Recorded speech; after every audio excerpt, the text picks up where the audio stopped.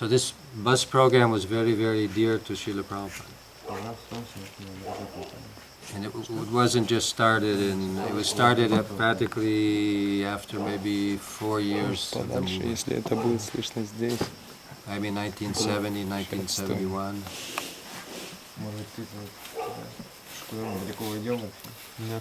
There's actually a purport, I think it's in Chaitanya Charitamrita, where Prabhupada refers to how happy he was that devotees, that people in this Kali Yuga, they won't come to the temple so much.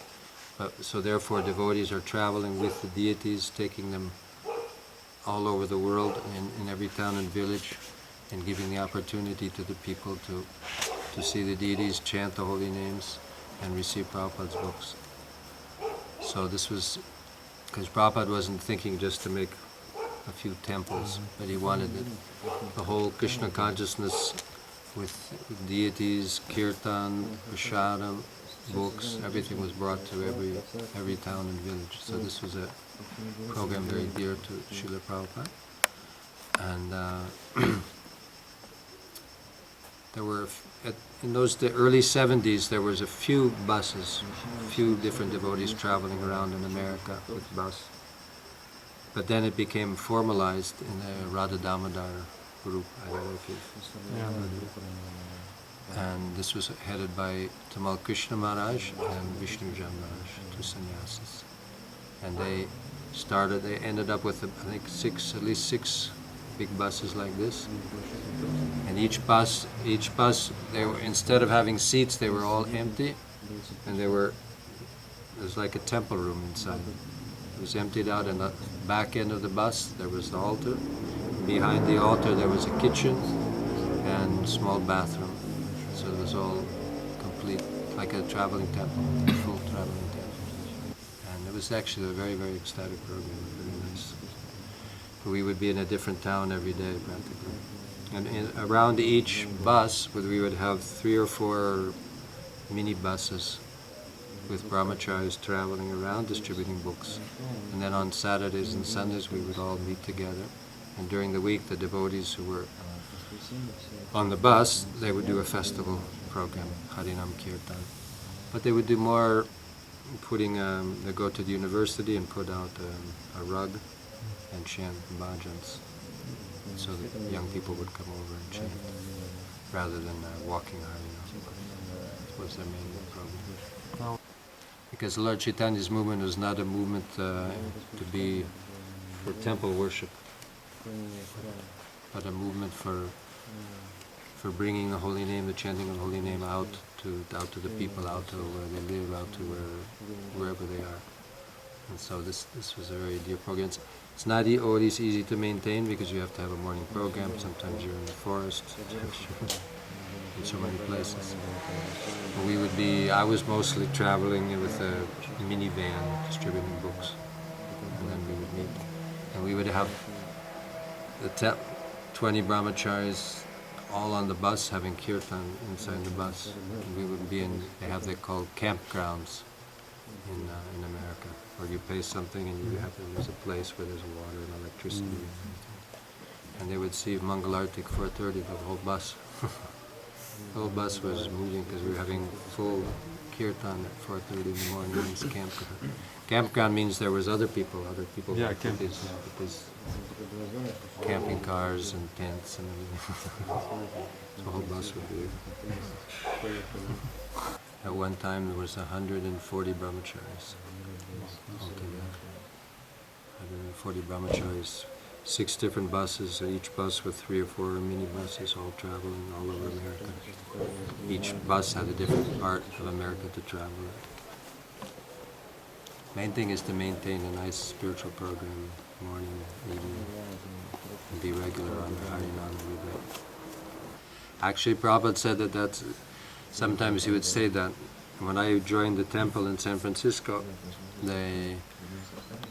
Prabhupada said, close the temple up, leave one pujari, we'd leave the one Mataji who was in the temple, we'd leave her there, and then we'd all go out on Harinam all day long. Actually, I decided to join the temple, I was 19, but I didn't know what devotees did all day. I really didn't have an idea what devotees actually did all day long. And then I went to the Sunday feast, and then I was convinced. I took prashad. I already read the books and I knew about the chanting. Then when I took prashad, I said, no, I'm moving the temple tomorrow. So I went home and I found this electric clipper. There was an electric one for the dog. In the house they had an electric one for the dog. So I had long hair. I had hair like that. And then I went in the morning, and then they finished shaving me nicely. And then all of a sudden they said, everybody get in the van, the mini bus. And I got in, and next thing I knew we were out on the street. And now they do Harinam 4 hours, 5 hours, and they think we would do for 8, 10 hours. That's the only program there was, just Harinam all day long. Morning, and then we would be in the evening time where the nightclub areas were. Be all day. We would chant for half an hour, starting slowly, then get very fast, and then stop.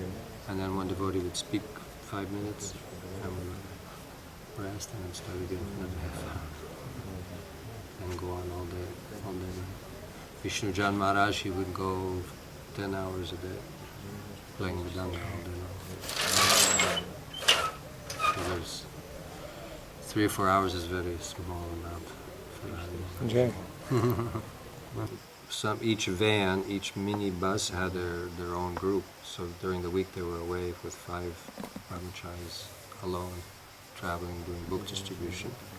And then we would, some groups they would just make halva and sweet rice. Every day. It's the best group. John, We were making sabji and rice. But on Sunday, because there was a kitchen in the bus, so when everyone came back, we had a big feast, full